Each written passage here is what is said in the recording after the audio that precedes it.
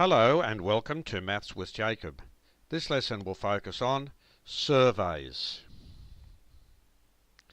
In simple terms, a survey involves collecting data from a group of people. The people are asked relevant questions about some topic for the purpose of decision making. For example, a small school might want to know what snacks to stock in the new canteen. A survey is conducted using the entire population of 300 students, and the 5 most popular snacks are as follows. So here are the 5 most popular snacks.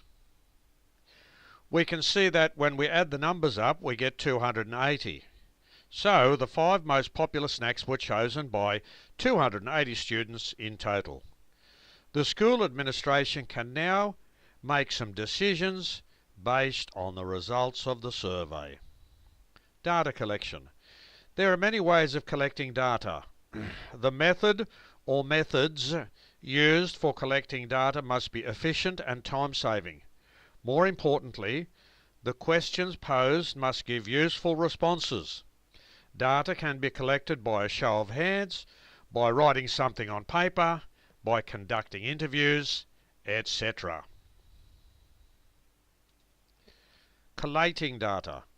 Collating data normally involves some type of counting or sorting procedure. The original data which is collected may initially be jumbled or disorganized.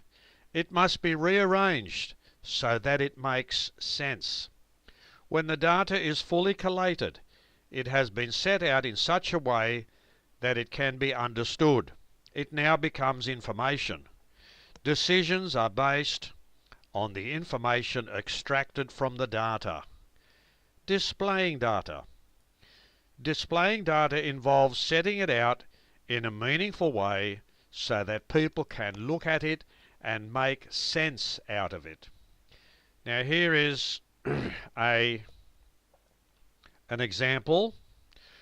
If you took, for example, a survey of the students in a class regarding their pets, and this is the result. So one way of displaying data is by using a simple table like the one to the left.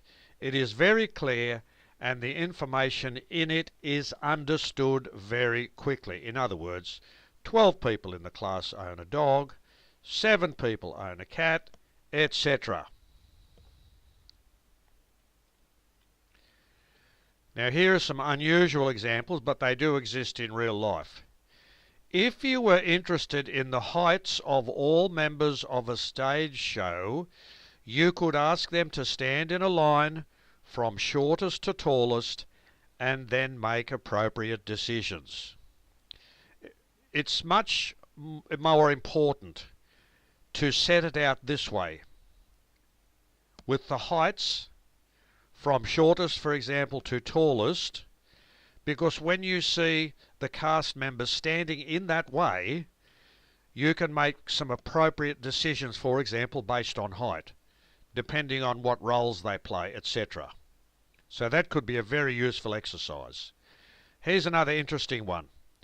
Let's say you had 2 pairs of slacks and 2 tops. So that's the data. That's all you've got, 2 pairs of slacks and 2 tops. And you want to look at the combinations of these items, all the different combinations when you were to put them on. So when you do the collation, that is when you organise them, that's what you'll get. They're the only possibilities, those 4. So after you've collated them, they are presented in this manner. So if students had to choose between 2 slacks and 2 tops, you could mix and match them before the survey is taken. So this is an interesting way to do it here.